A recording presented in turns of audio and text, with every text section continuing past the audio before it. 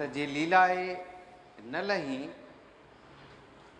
त पिण लीलाएज आसरो मलाहेज सजण सबा जा घणो। क्लास में मौजूद भाइरो ऐं भेनरो अस्सलाम वालेकुम।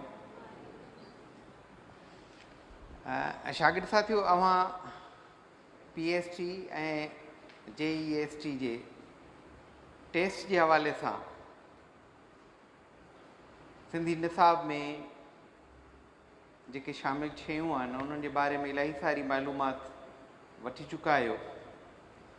नस्र तोड़े नज़्म जे हवाले सां असां खोड़ सारियूं ॻाल्हियूं अवां सां वंडे चुका आहियूं। हज़रत शाह अब्दुल लतीफ़ भिटाई सिंधी निसाब में अहम शाइरनि मंझां हिकु आहे। अॼु आउं चाहियां थो अवां सां हज़रत शाह अब्दुल लतीफ़ भिटाईअ जे ज़ात ऐं ॾात ख़ासि तौर ते उन जी शाइरीअ मुतलिक़ कुझु ॻाल्हियूं कजनि, छो त मूं अव्हांजे निसाब खे चङी तरह पहिरीं क्लास खां वठी मैट्रिक ताईं 9वीं क्लास जे सिंधीअ ताईं ॾिठो आहे त 6-7 क्लासनि में जेका शाइरी आहे उहा हमद जे सूरत में, मल्हार जे सूरत में, सारंग जे सूरत में या शाह साईं जूं जेके सोरमियूं आहिनि उन्हनि जे हवाले सां उनजो इलाही तज़किरो अचे थो। उनखां अलावा ॿिया बि कुझु सबक़ आहिनि, जीअं सिंधी अदब जी मुख़्तसिर तारीख़ आहे 8 में या 9 में आहे, क़ौमी इतिहाद आहे, ऐं मकलीअ जे हवाले सां, किंज डंड जे हवाले सां जेके सबक़ आहिनि उनमें शाह साईंअ जो ज़िक्र आहे। स्टडी जेका आहे उहा शागिर्द मुख़्तलिफ़ हवालनि सां कंदा आहिनि। हिकिड़ी क्लास स्टडी थींदी आहे, हिकिड़ी ग्रुप स्टडी थींदी आहे जेके 2-2 ॿार गॾिजी कंदा आहिनि, हिकिड़ी पेयर स्टडी थींदी आहे, हिकिड़ी सेल्फ स्टडी थींदी आहे। तव्हांजे लाइ सेल्फ स्टडी इलाही वधीक पावरफुल आहे ऐं यकीनन तव्हां बाशुगर आहियो, उहा कंदा रहो था। अॼु आउं तव्हां सां शाह जे रिसाले बाबति कुझु ॻाल्हियूं करणु चाहियां थो ऐं उन हवाले सां कल्याण आडवाणीअ वारो जेको रिसालो आहे उनखे बुनियादु सम्झणु घुरिजे। हिन रिसाले में शाह भिटाईअ जे शाइरीअ जे 30 सुरनि, सुर कल्याण, सुर यमन कल्याण, सुर खंभात, सुर श्री राग, सुर सामूंडी, सुर सुहिणी, सुर ससुयाबरी, सुर महज़ूरी, सुर देसी, सुर कोहियारी, सुर हुसैनी, सुर लीला चनेसर, सुर मूमल राणो, सुर मारवी, सुर कामोद, सुर घातू, सुर सोरठ, सुर केडारो, सुर सारंग, सुर आसा, सुर रिप, सुर खाहोड़ी, सुर बरबो सिंधी, सुर रामकली, सुर कापायती, सुर पूरब, सुर कायरायल, सुर प्रभाती, सुर डहर ऐं सुर बिलावल अची वञनि था। कल्याण ऐं हिकु सुर जे हवाले सां मुख़्तसिर ॿुधाईंदुसि त सुर कल्याण, कल्याण संस्कृत ॿोलीअ जो लफ़्ज़ आहे जंहिंजी माना आहे सुख या शांती। गायकीअ मूजिबि हीउ सुर दीपक राग जे 8 पुटनि मां हिकु आहे ऐं संझा जो ॻाइबो आहे। दीपक राग जंहिंखे अॻु में रागी ॻाईंदा हुआ त बाहि भरी पवंदी हुई। किन साहिबनि जो ख़्यालु आहे त ही असुर जो बि ॻाइण में ईंदो आहे। हिन सुर में घणे भाङे धणीअ जी वॾाई बयानु थियल आहे। ॿियो सुर आहे यमन कल्याण। यमन कल्याण बि कल्याण जो क़िस्म आहे ऐं यमन जी माना मन खे रोकणु। हिते अव्हांखे उहो ॿुधाईंदो हलां त मोखी ऐं मतारनि जो ज़िक्र यकीनन अव्हां ॿुधो हूंदो शाह साईं जे शाइरीअ में, जेको हिन सुर में आहे। मोखी पियाकनि खे शराब पियारींदी हुई ऐं चवनि था त मोखी मूमल जे बानीअ नातर जी धीउ हुई ऐं कराचीअ में जेको सफूरा ॻोठु आहे उहा सफूरा वरी मोखीअ जी धीउ सुर खंभात। खंभात खे सुर खमाच बि चवंदा आहिनि। चवनि था त उहो नालो मथे उन करे पियो जो गुजरात जे खंभात शहर जे गवे उनखे रचियो। हीउ सुर राति जो 10 बजे धारे ॻाइबो आहे। हिन सुर में शाह भिटाईअ जमालियात खे तमामु घणो बयानु कयो आहे। ख़ासि तौर ते जीअं चंड जे हवाले सां, चंड तुंहिंजी दात ऐं पाड़िया न पिरीसीं तूं अछो मंझि राति मुंहिंजो सॼण सदाई सोजरा। उन खां पोइ आहे सुर श्री राग। सुर श्री राग बि मुख्य रागनि मां हिकु आहे जेको शाम जो 4 वॻे खां वठी 8 वॻे ताईं ॻाइबो आहे। हिन सुर में समुंड, अमीक, गवासन जो ज़िक्र आम जाम आहे। सुर सामूंडी, सामूंडीअ सुर में समुंड जो ज़िक्र आहे। ही श्री राग जो ईअं ॿियो पासो सम्झणु घुरिजे। सुर सुहिणी, सुर सुहिणीअ में सुहिणी ऐं मेहार जो तज़किरो आहे जेको असांजे सिंधूअ सां ऐं उनजी जेका छाड़ ई शहदादपुर में उन सुहिणीअ जी जेका मदारब आहे। सुर ससुई आबरी, राजा दिलूराय जे ॾींहंनि में नाऊमन नाले हिकु बांभर वाह जे भरिसां रहंदो हो। संदसि ज़ाल जो नालो मंदर हो, पर पीरीअ में खेसि हिकु धीउ ॼाई ऐं जंहिंखे हुननि इहो सम्झी लोड़े छॾियो त हुननि ॿुधो त उनजी जेका आहे शादी जेका आहे कंहिं अजनबीअ सां थींदी। ऐं पोइ ईअं ई थियो त उहा मोहम्मद नाले धोबीअ खे हथु आई जंहिंखे लालाब चवंदा हुआ। ऐं पोइ उन छोकिरीअ जो नालो ससुई रखियो। ऐं केच मकुरान जो पुन्हू जॾहिं वापार जे सांगे आयो उते बंभोर में, त पोइ उन्हनि जो जेको सिलसिलो वधियो ऐं पोइ उन धोबी थी पाण खे धोबी साबित कयो। ऐं इन सुर जे हवाले सां अवां इलाही वधीक ॼाणंदा हूंदा। माज़ूरी ऐं हिते ॿुधाईंदो हलां त भिटाईअ ससुईअ जे हवाले सां 5 सुर रखिया आहिनि। उन में ससुई आबरी आहे, उनखां पोइ ॿियो माज़ूरी आहे। माज़ूरी अरबीअ जो लफ़्ज़ आहे जंहिंजी माना आहे बेहाल या ज़ईफ़। सुर देसी, देसी बि हिकु रागणी आहे जेका दीपक राग जे 5 ज़ालुनि मां हिकु आहे ऐं हीउ राग मझंदि जो ॻाइबो आहे। इहो बि ससुईअ जे हवाले सां आहे। सुर कोहियारी, हाणे कोह जी माना जबल आहे। यकीनन ही सुर राग सिंध में ॻाइबो आहे। हाणे कोह, असीं जॾहिं कोह में को आवाज़ु कढंदा आहियूं त उनजो पड़लाव थींदो आहे, उनजो पड़ाॾो थींदो आहे। ऐं कोहियारीअ जो जेको राग आहे उहो बि उन पड़लाव जे सूरत में रागी जेको उहो आलापींदा आहिनि। इन जो तज़किरो बि ससुईअ सां आहे। सुर हुसैनी हिकु फ़ारसी ऐं अरबी सुर जो नालो आहे।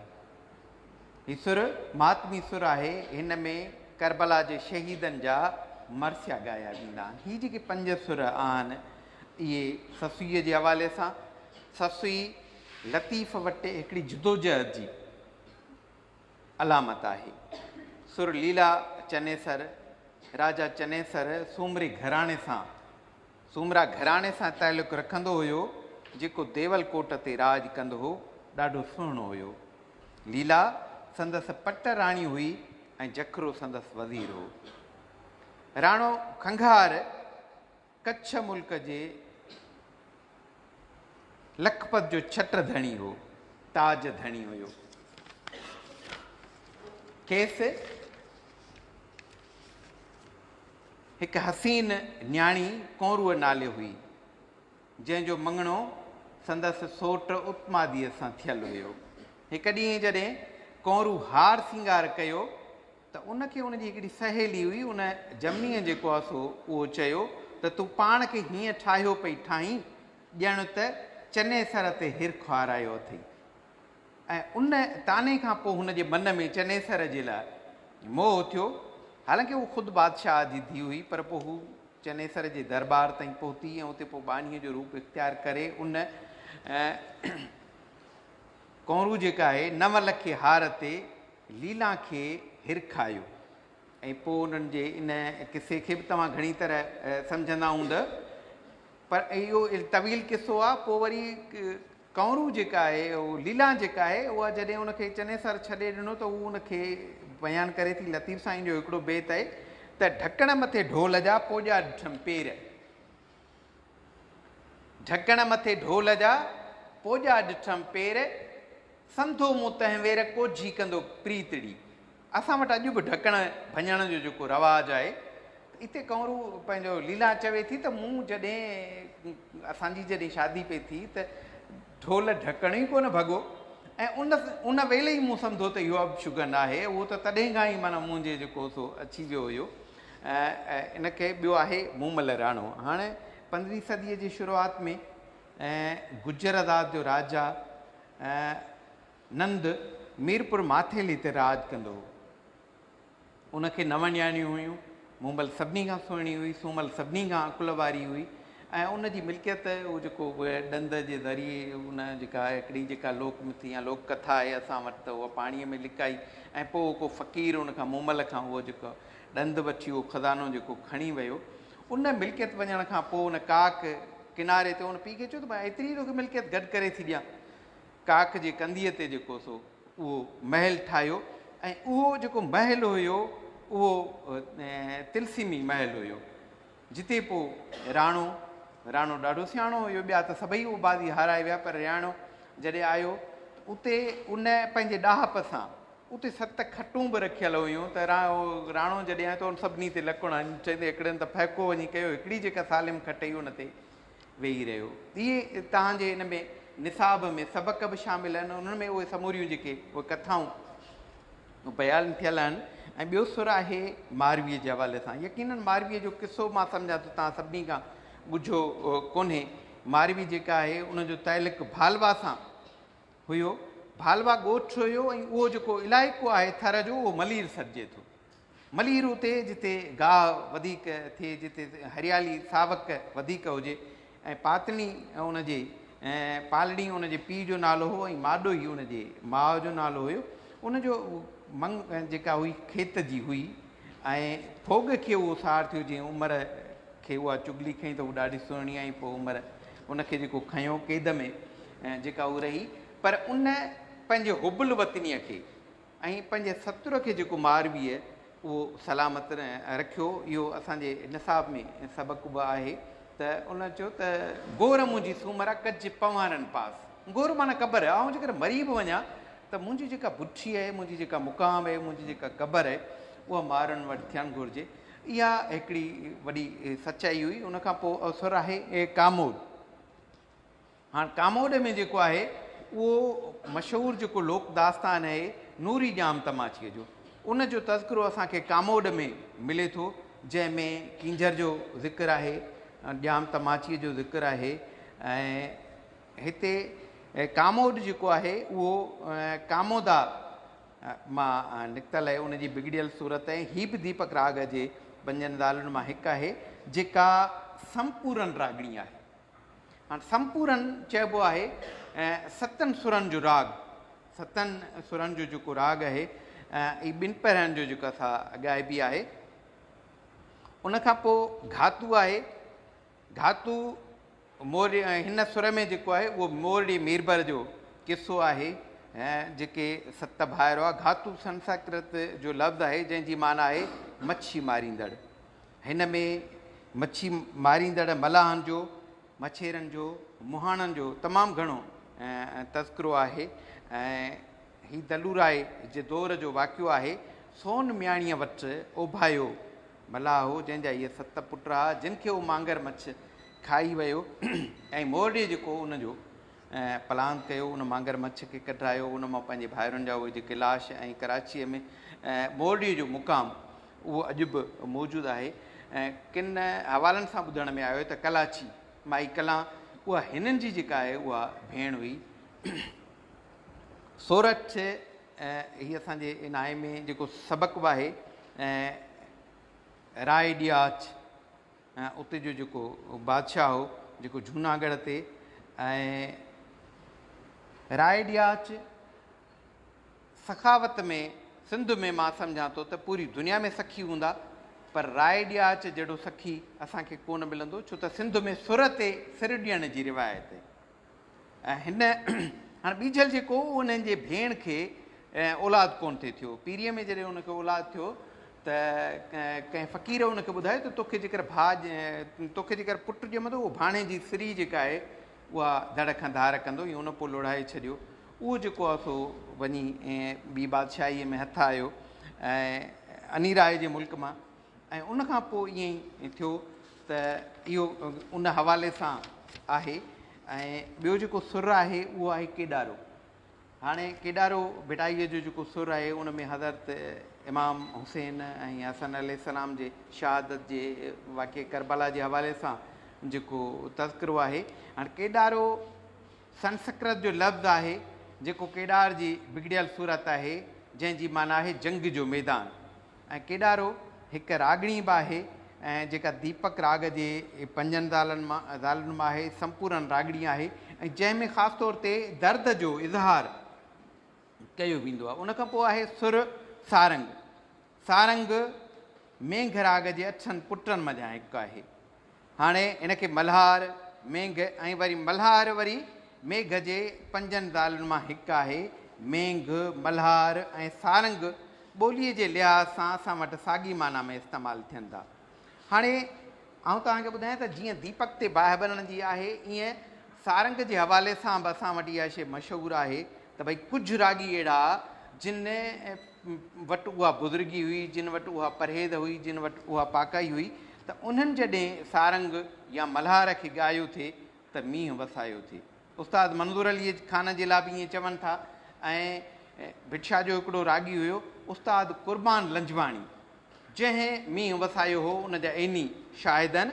ऐं हिते कुर्बान लंजवाणी जे हवाले सां हिकिड़ी वधीक बि तव्हांखे ॻाल्हि ॿुधाईंदो हलां त कुर्बान लंजवाणी जॾहिं सोरठ ॻाईंदो हो त हू शीशे जो गिलास टोड़े विझंदो हो पंहिंजे आवाज़ सां, ऐं 3 दफ़ा उहो शीशे जो गिलास टोड़ियो हुयो, जंहिंजा एनी शायदि अञा ताईं उहे मौजूदु आहिनि। सुर आसा। आसा हिकु मिठी रागणी आहे जा असर जो गाइबी आहे। भिटाईअ जो सुर रिप आहे ऐं रिप जी माना आहे ॻरी आफ़त। हिन सुर में फिराक फोड़ाए जो तज़किरो आहे। सुर खाहोड़ी। खाहोड़ी जी माना आहे जबल में ॾुथ लाइ ॾोरींदड़, महिनत कंदड़, जाखोड़ींदड़। सुर भरबो हीअ हिकु रागणीअ सां तालुक़ु रखे थो ऐं जेको निज सिंधी माना हिकिड़ो राग आहे। सुर रामकली। रामकली हंडोल जे 5 ज़ालुनि मां हिकु हुई। हाणे हंडोल राग जे हवाले सां मां हिकिड़ी शइ तव्हांखे ॿुधायां त हंडोल राग वरी तॾहिं जॾहिं रागी ॻाईंदा हुआ त जेकर भर में को पिंगो रखियलु हूंदो हो, हू जॾहिं राग ॻाईंदा हुआ त उहो पिंगो उन तहरुक में पाण मुरादो अची वेंदो हो। ऐं उनखां पोइ हिकिड़ो राग असां वटि उनजो हिते त भिटाईअ जे उन सुरनि में न आहे, पर राग पीलो। हाणे उन पीली राग जे लाइ त जॾहिं फ़नकार ॻाईंदा हुआ त उहो जंहिं महल में या जंहिं कमरे में ॻाईंदा हुआ त कुझु साहतुनि जे लाइ माना वेठलनि खे उनजो रंग पीलो नज़र ईंदो हो। इहा उन पीले राग जी जेका ख़ुसूसियत हुई। सुर कापायती। कापायती जी माना ई कतण वारी आहे, जंहिंमें एट ते जिन, चरखे ते जिन कतियो। ऐं सुर पूरब ही हिंडोल जे 8 पुटनि मां हिक जो नालो आहे, जंहिंजो नालो पूरबी हो। सुर कारायल। हाणे कारायल जी माना ई आहे हंज या मोर। ही प्रभाती हिकिड़ी जेका उहा रागणी आहे। ऐं उनखां पोइ सुर ॾहर। हाणे ॾहर में जेको आहे उहो लाखे फुलाणीअ जो तज़किरो आहे। तव्हांजे सबक़ में जेको वग़ैर कयो वतन बेत आहे, नाइजे में पिर्त न छिननि पाण थी, उहो ॾहर मां वरितलु आहे। ऐं उनखां पोइ सिर बिलावल। हीअ हिंडोल राग जे 5 ज़ालनि मां हिकु हुई। ऐं हिन में इलाही सारा जेके हिकिड़ियूं त शाह साईं जूं 7 सोरमियूं हुयूं जिन जो पाण तज़किरो कयो, पर शाह साईंअ जा ॿिया 10 ॾातार बि हुआ। हाणे उन में ख़ासि तौर ते जखरे जो ज़िक्र आहे, अबड़े जो ज़िक्र आहे, राहूअ जो ज़िक्र आहे। जीअं राहूअ जा रहियाम सनिहा शरीर में ॿिया दर विसरियाम ॾिठे जादुम जखरे। त ही भिटाई साईंअ जे उन्हनि 30 सुरनि जो तज़किरो हुयो, जंहिं ते हिकिड़ा आलिम मुतफ़िक़ आहिनि। हालांकि इन खां अलावा नबी बख़्श ख़ान बलोच त उन पंहिंजे रिसाले में हीर बि लिखियो आहे, हिंदी बेराग बि लिखियो आहे, ढोल मारू बि लिखियो आहे, धनासिरी बि लिखियो आहे, ऐं भिटाईअ जी से हरफ़ी 30 हरफ़ी बि लिखी आहे। हीअ भिटाईअ जे उन्हनि सुरनि जे हवाले सां, शाह जे रिसाले जे हवाले सां अवां सां मुख़्तसिर ॻाल्हियूं कयूंसीं। ऐं मां सम्झां थो त असांखे शाह साईं जी शाइरीअ खे ख़ासि तौर ते उन जे रिसाले खे रूह सां पढ़ण ऐं सम्झण जी ज़रूरत आहे।